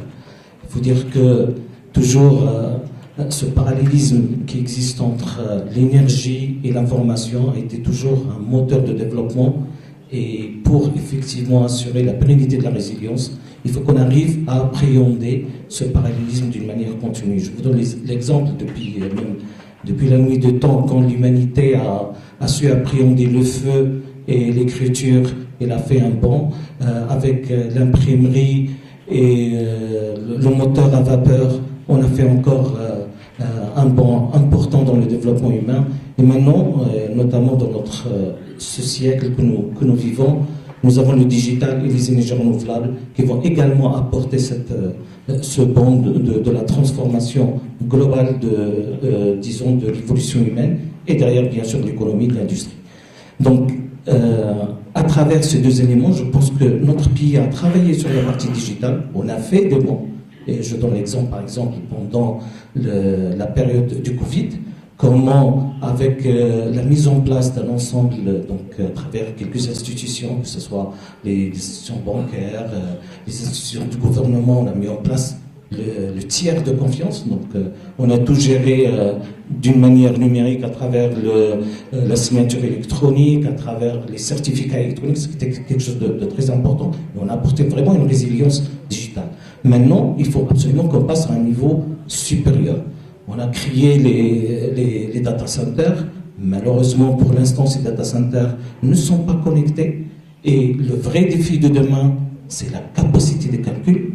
On est en train de voir ce qui se passe dans le monde avec nos demandes sur l'intelligence artificielle, sur la partie blockchain, donc l'ensemble de ces besoins qui vont nous poser vraiment des défis très très importants sur notre, bien sûr, souveraineté numérique, mais également sur notre vraie résilience digitale. Et par conséquent, il faut qu'on connecte l'ensemble de ces data centers pour qu'on puisse d'abord apporter cette résilience de capacité de calcul, Mais également, on ne pourra pas partir uniquement au niveau, disons, au niveau terrain, mais il faut regarder le ciel.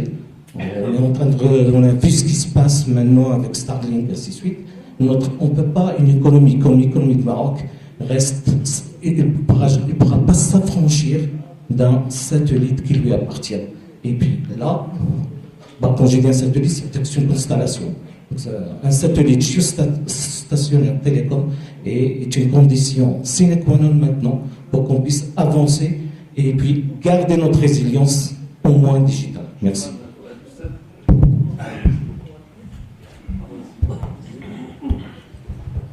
بسم الله الرحمن الرحيم وصلى الله على سيدنا محمد وعلى اله وصحبه.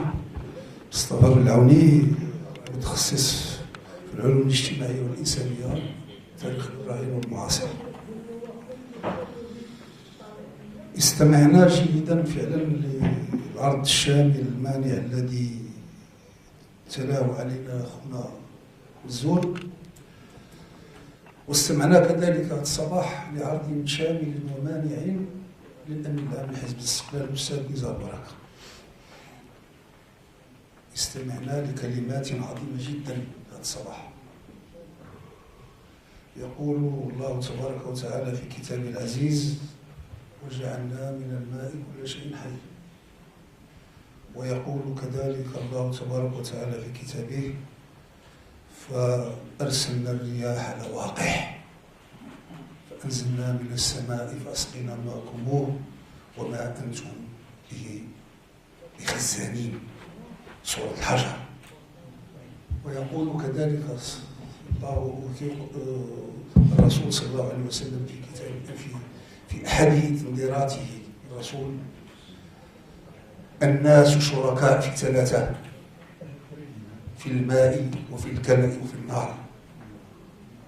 إذن هذه نظرة إسلامية إلى المستقبل. من أين سأبدأ وإلى أين سأنتهي اليوم؟ ولكنني سأبتدئ التي انتهى منه الأمين العام لحزب الاستقلال، وهو كلمة تحول عميقة جدا. هذه الكلمة، نعم، سمعنا كلمات وسمعنا كذلك في الاقتصاد التنمية المستدامة، وسمعنا كذلك بالاقتصاد الأخضر والاقتصاد الأزرق، وسمعنا مثلا الابتعاد عن ما يسمى بالوقود الحفوري والطاقات المتجددة والمجاعة الطاقية والرؤية الاستراتيجية، وسمعنا إلى أي حد؟ هذا السؤال وسؤال إشكالي وسؤال جوهري: إلى أي حد هذه الكلمات وهذه المصطلحات العميقة أن يحتضنها المجتمع المغربي؟ الآن لا بد من تشخيص شامل اقتصاديا واجتماعيا وثقافيا. نحن نعاني من كثير من الأعطاب رغم ما تحقق ورغم ما تحقق، ولكن نعاني من كثير من الأعطاب. التعليم معطوب، الصحة معطوبة، العدل معطوب. إذا ما زلنا لم نستطع. أنا سأذهب إلى منحى آخر في إطار هذه العرض.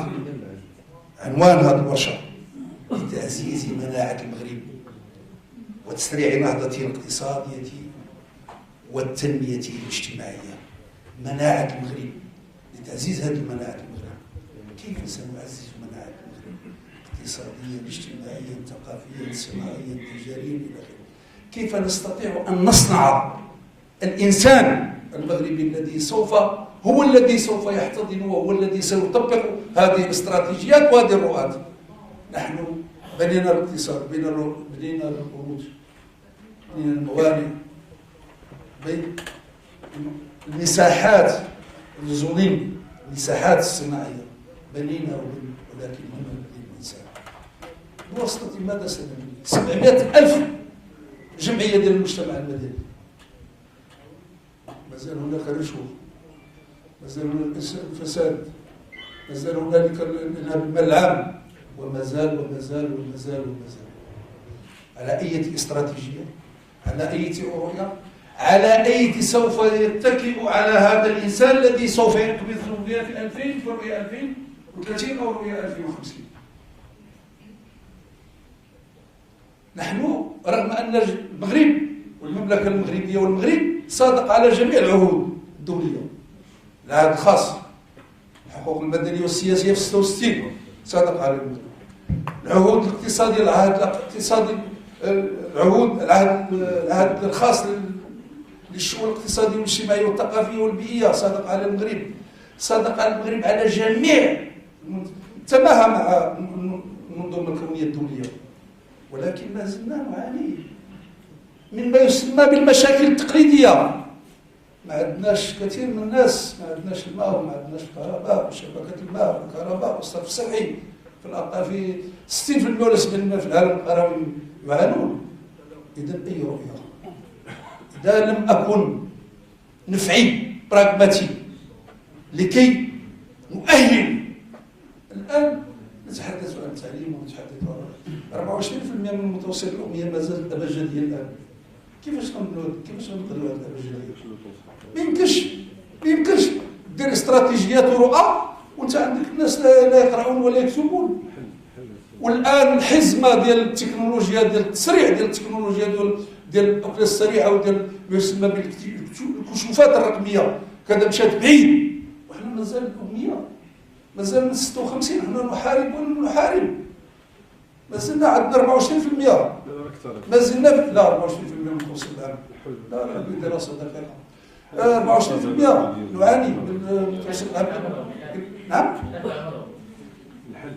شوف حنا لا اسمعني السيد الوزير كيسأل، كاين مثلا حنا مازلنا ما وصلناش، ما درناش ما يسمى بالتعميم، التعليم على الاطفال الذين في السن الدروس. كتلقى كل عام كتشد لك واحد 20,000 و 30,000 و 40,000 ما كيدخلوش للمدرسه.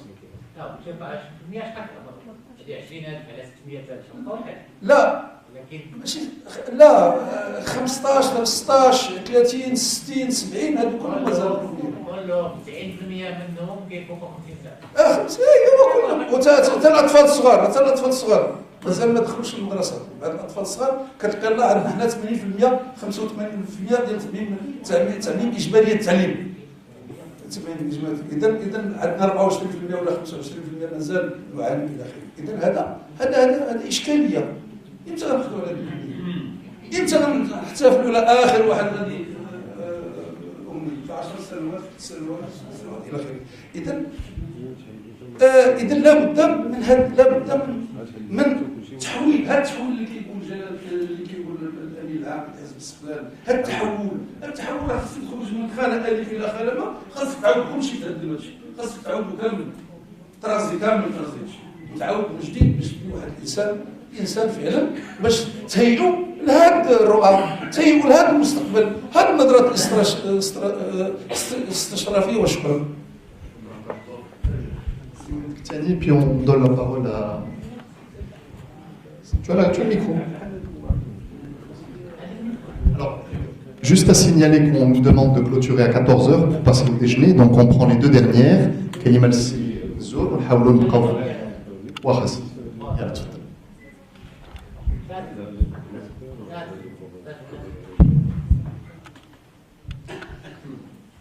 كريم محمد اكسبير كونتابل.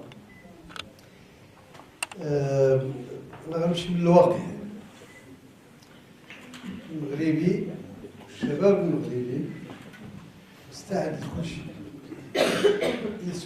Il arrive à se débrouiller par ses propres moyens. Même en matière de formation، حتى في الميدان ديال التكوين كتلقاه كيقلب على راسو.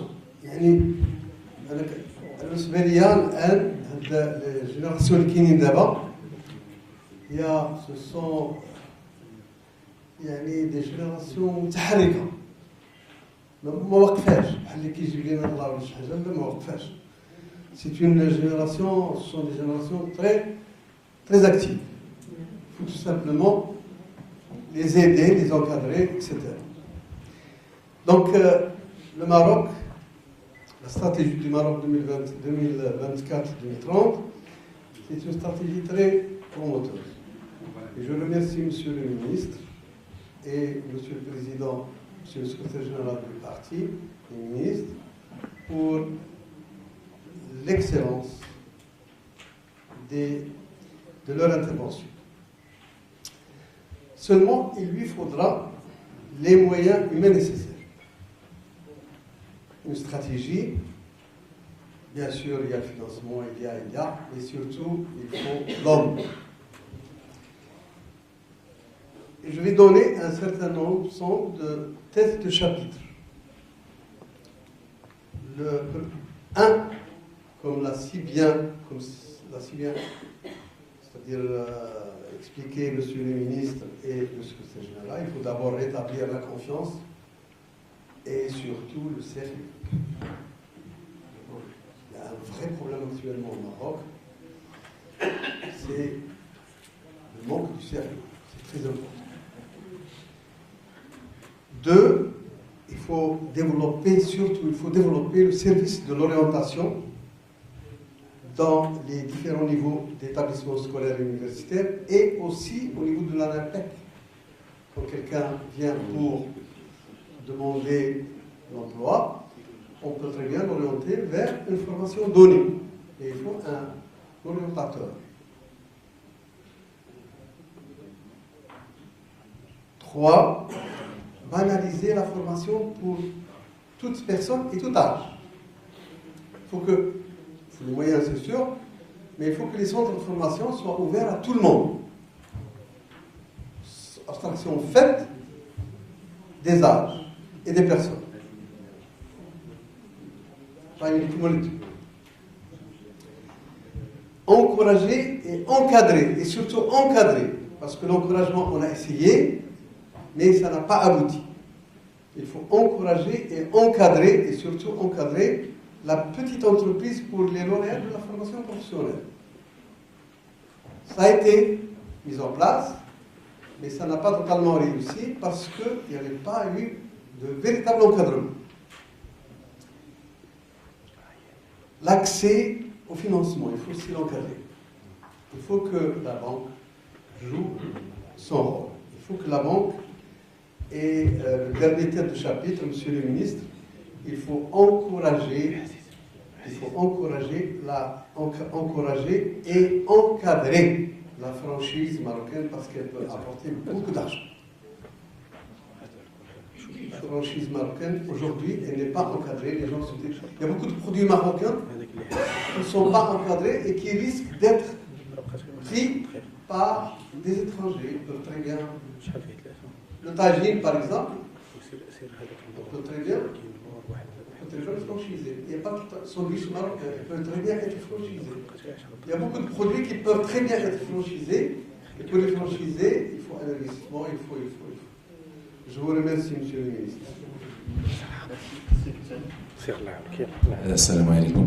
واحد الاقتراح بسيط ولو ان النتائج ديالو غتكون على المدى البعيد ولكن ما دون عندنا مشكل حيوي محوري ومستدام وفهمتي وكنتكلم على الماء هو ممكن يعني نعلموا ليس الكبار وليس المسنين حتى الشباب ولكن الأطفال الذين هم في الحضانة كيف نلقن لهم ثقافة نجاعة الماء وكيف يدبرون الماء كيف يتعلمون اليابانيون الصغار كيف يدبرون المشاكل ديال الهزات الأرضية وشكرا. شكرا سكتاني مدام. Bonjour, Monsieur le Ministre, chers collègues. Kamsa Hida, inspectrice des finances. Donc j'ai une petite recommandation.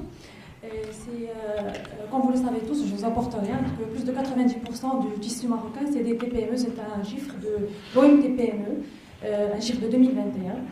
On évoque souvent pour promouvoir le label Made in Morocco le problème d'investissement. Mais il existe aussi un paramètre qui est aussi très important et vital, c'est l'accompagnement financier et fiscal de ces entreprises. Parce que pour faire perdurer ces entreprises, il faut les accompagner. Et le réel travail débute après le commencement et le lancement de ces entreprises. Merci. Merci.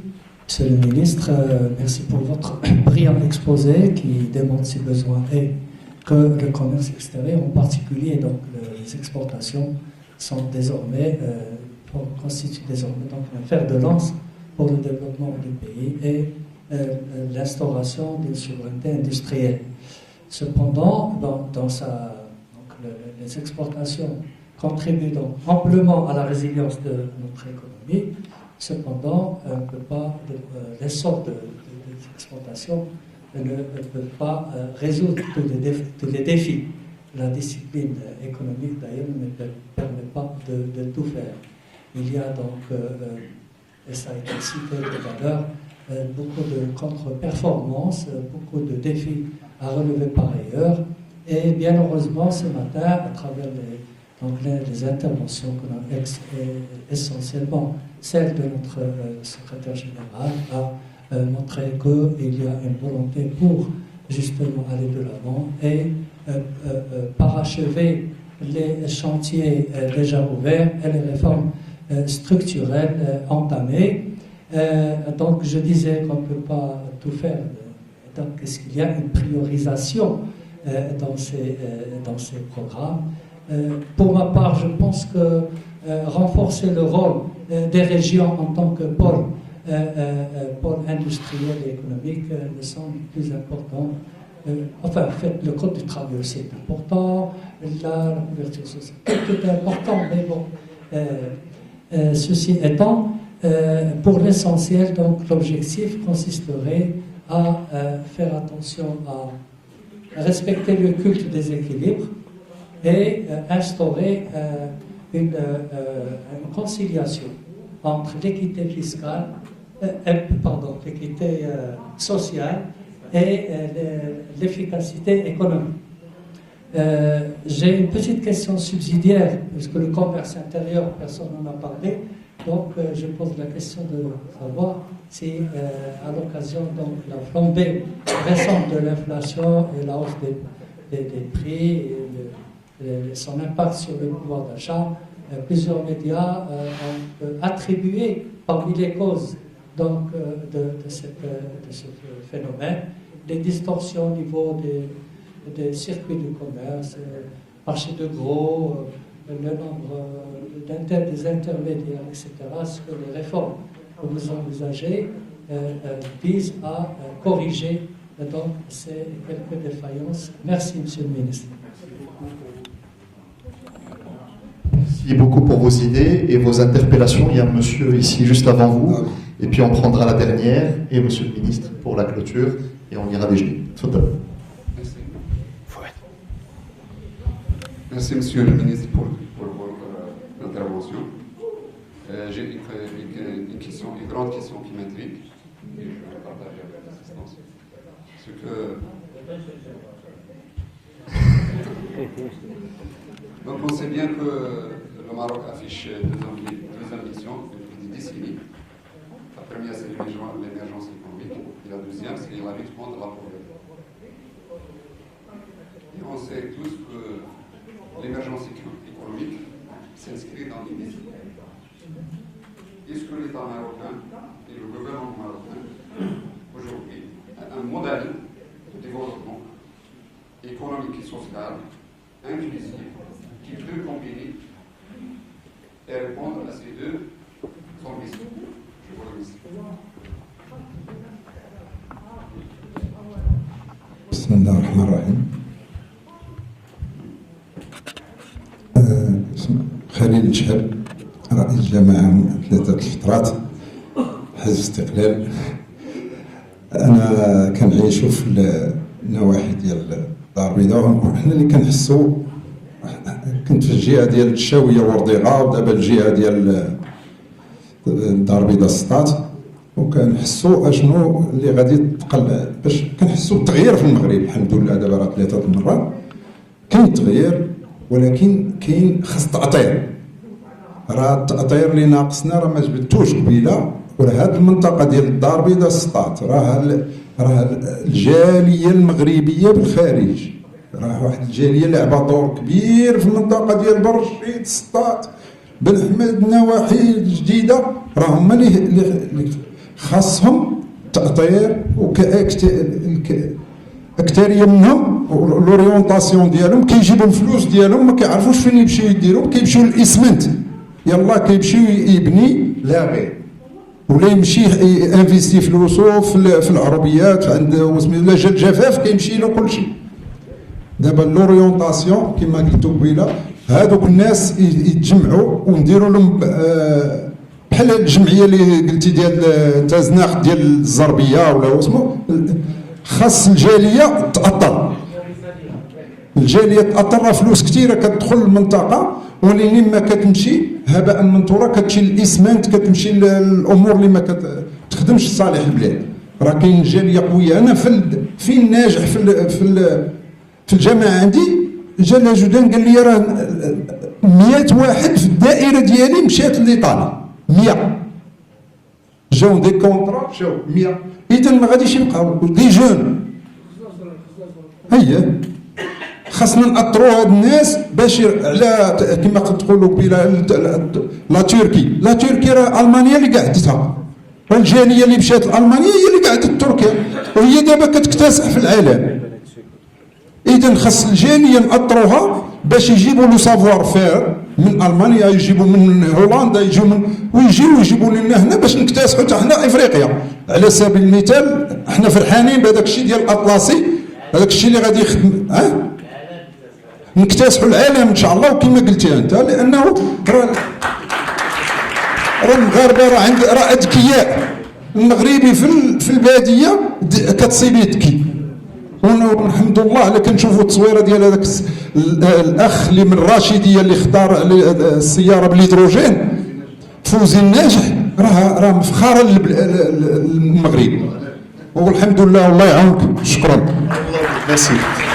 On va le dernier pour si Fouad Doueri, Monsieur le Ministre, et puis on clôture la séance, Inch'Allah, avec le mot de Samson.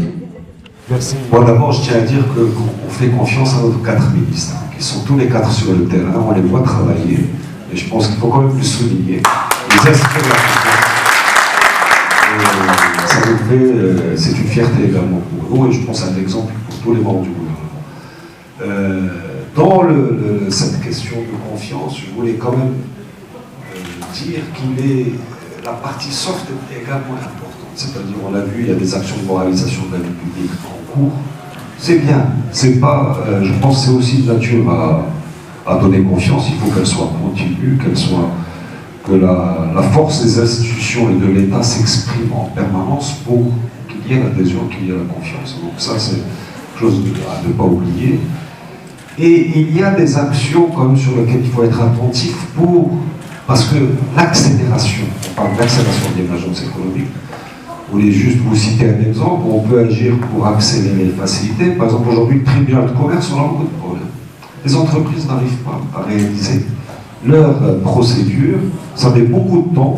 Il y a des investisseurs étrangers qui sont découragés et on n'arrive même pas à leur expliquer pourquoi ça traîne. Donc, voilà, on ne comprend pas, et c'est un vrai problème pour l'image du Maroc. Je crois que c'est un problème qui est aussi important que d'autres problèmes sur lesquels on fait beaucoup d'investissements, on dépense, etc. Donc, je pense que là, le gouvernement est interpellé pour agir sur ces domaines-là, agir rapidement pour résoudre. Donc, il y a sur le soft, il y a aussi beaucoup de choses à faire. La réforme ou l'accélération de l'action de l'administration, et notamment dans certains services très sensibles et qui constituent des boulots d'étranglement. Et une deuxième observation, moi je suis très optimiste quant au développement, on le voit notamment dans le secteur industriel, on n'est pas surpris, mais on voit quand même des réalisations importantes. La dernière fois tu as cité 1400, je crois, projets, 1725 usines qui sont... 1725. Donc le chiffre il va encore plus vite, donc ça me rend très optimiste. Néanmoins, sur tous les projets qu'on vous a présentés ce matin, et un de nos collègues qui a dit pourquoi on investit beaucoup mais on se développe peu, c'est un problème ultra connu, c'est le problème que l'investissement public il va essentiellement dans les infrastructures. Et les infrastructures sont de moins en moins rentables, il faut le dire. Les autoroutes qu'on a construites il y a 20 ans sont très rentables, elles sont remplies aujourd'hui, elles sont très rentables. Les autoroutes qu'on a construites il y a 10 ans ne sont pas rentables, Je parle en termes de rentabilité. Donc, mon observation est dans cette vente optimisme 2024-2030, ce qu'on a vu, ce qu'on nous a annoncé, c'est beaucoup d'investissements dans les infrastructures. Moi, je dirais quand même attention, il ne faut pas se laisser aller. Pourquoi construire peut-être 1000 km d'autoroute encore? Est-ce que c'est utile?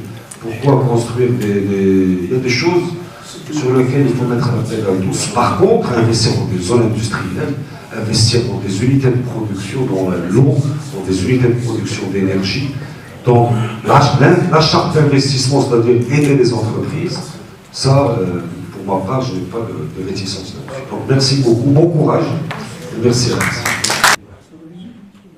Merci beaucoup pour cette contribution et surtout ces questions, ce qui veut dire que d'abord on ne communique pas assez bien sur ce qui est réalisé et sur ce qui est en train de se faire, et ensuite c'est que on a dans cette alliance pour la modestie de proposer des solutions sous forme de questions pour ne pas paraître trop arrogant, et ça c'est une marque de fabrique de laquelle on peut être fier. Pour le tribunal de commerce, c'est prêt, les choses pour la création, le transfert d'entreprises qui ont été données à l'Olympique sont prêts depuis 2 ans, ou un peu moins. On a fait des tests sur Rabat, ça fonctionne très bien, on crée une entreprise aujourd'hui en moins de 48 heures. Entreprise en moins de 48 heures, tout papier compris, vous avez tous vos éléments. Ça va être généralisé sur 4 autres villes, près à 70% son entreprise dans notre pays, donc Casablanca, Marrakech, à partir de la semaine prochaine.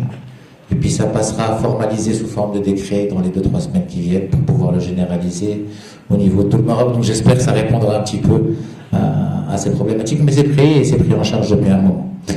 Alors, pour la modernisation du circuit de distribution, du marché et de ce circuit de distribution qui serait lié à l'inflation, qu'on a accusé d'être responsable de l'inflation, et bien évidemment, comme il s'agissait de 200-300 grossistes, c'était facile de mettre tous les torts sur leur dos. Non, désolé, c'est pas le circuit de distribution qui est responsable de l'inflation. Non. D'abord, c'est la méthode de financement de l'agriculture. Vous savez que ce qui est un produit qui pousse dans un champ est vendu 3 ou 4 fois avant d'arriver au marché. 3 ou 4 fois. C'est un financement 2 ans, 3 ans à l'avance. Et ça change demain. Après, c'est vrai qu'un camion entre une tomate qui est sortie d'Inzgan ou de la région d'Agadir et qui arrive à Nador, c'est vrai qu'il a pu changer 4 fois demain. Mais quand vous voyez le gap qu'il y a entre le prix d'Inzgan et le prix marché, c'est pas chercher les plus grosses économies. Et croyez-moi, si on formalise, si on met des marchés de gros à la Rungis, si on y travaille, on est en train d'en installer, on a eu un plan pour en faire 12. Et on a commencé, celui de Rabat va être bientôt fini, bientôt inauguré, Inch'Allah. Et on est en train de le formaliser. Quand on regarde le coût, ça va augmenter le coût de 20%, ça ne va pas vous le réduire. Donc c'est pas ça qui va vous permettre de lutter contre l'inflation, croyez-moi. Alors, pour la partie intérieure-extérieure, il faut changer, il faut moraliser, il faut, et puis on n'a pas des choses qui marchent, franchement, soit on reste concentré sur le problème du passé, soit on regarde ce Maroc qui s'est transformé. Ces problèmes, ils existent. Ou alors le poids de l'agriculture sur l'économie et sur le PIB. C'est quoi, 13%? 11%? Et encore, ça se réville. Donc soit on regarde les problèmes du Maroc d'hier, et on continue à les régler dans des verres d'eau, et on reste à l'intérieur, soit on regarde cette transformation qui a eu lieu dans ce pays. Et je vais vous donner quelques chiffres pour vous permettre de la mesurer, quel que soit ce qui est dit, mais au moins ça c'est des chiffres qui sont incontestables. Exportation de notre pays, 99, les exportations ne règlent pas tout, mais c'est vrai que permettre de mesurer au moins de manière claire, et pour acheter nos matières, 72 milliards. On exportait en tout et pour tout, phosphate, textile, agriculture, pêche, 72 milliards de dirhams en tout et pour tout.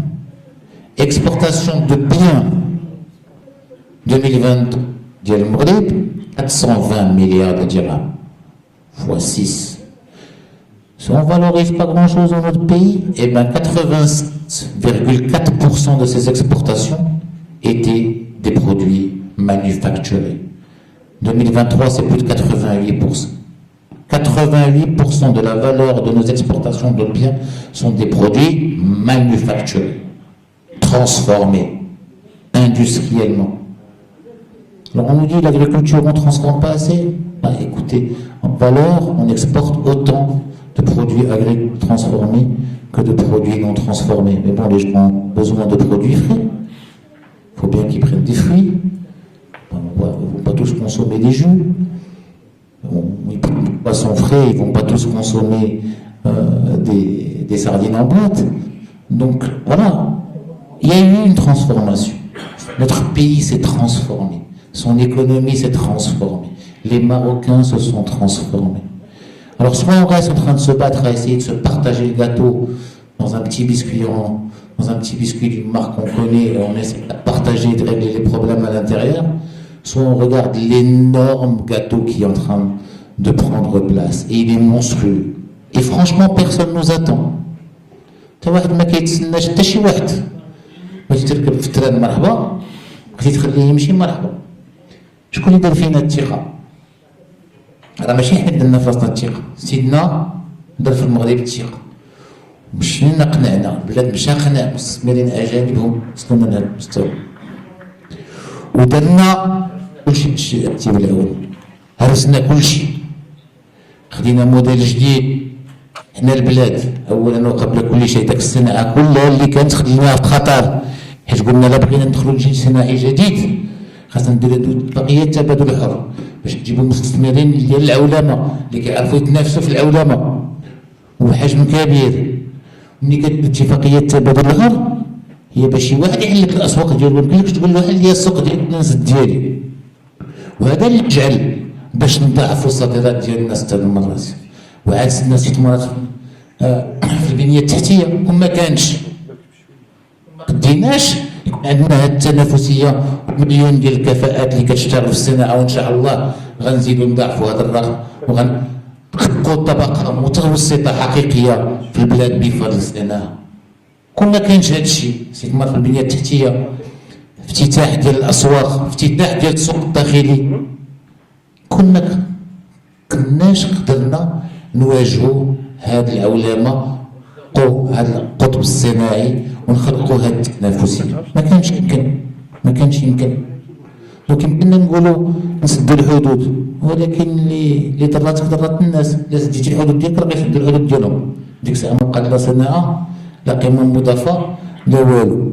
الحمايه هي ولكن ماشي كثير. Vous avez parlé, monsieur, des optimisations, des incitations fiscales. C'était un choix et c'est une proposition qu'on a souvent faite au niveau de l'Alliance.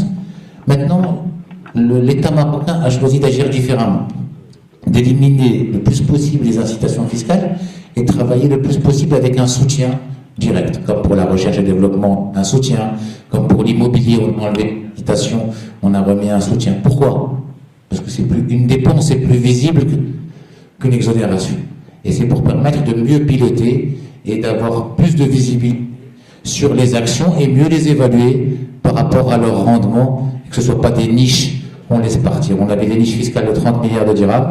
Aujourd'hui, on est en train de convertir, on est en train de faire des dépenses claires qui sont grosses. Pour le logement, c'est 10 milliards de dirhams. Mais au moins, on va voir où ça va et ce que ça crée. Et le citoyen va comprendre aussi l'effort que l'État fait par rapport à ça. Alors, pour les sociétés familiales à la transmission, il y a des mécanismes qui fonctionnent. D'ailleurs, on a parmi nous aujourd'hui un député syrien qui a fait une transmission avec un LBO, avec du financement d'une banque marocaine. Donc c'est quelque chose auquel on pense, les outils sont là. Il faudrait peut-être plus les vulgariser.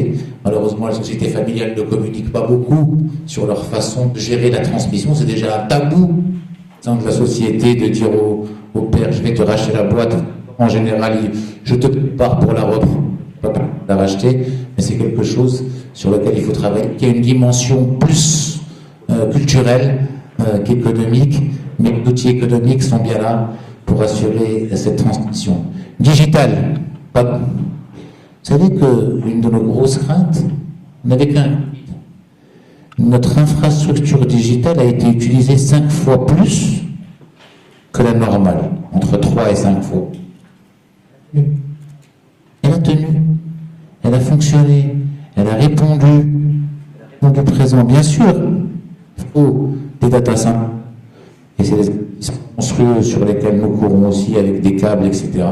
Et il ne vous a pas échappé que de la signature des derniers accords au niveau des Émirats, sur la présidence de Sa Majesté, il y a eu un accord sur les data centers.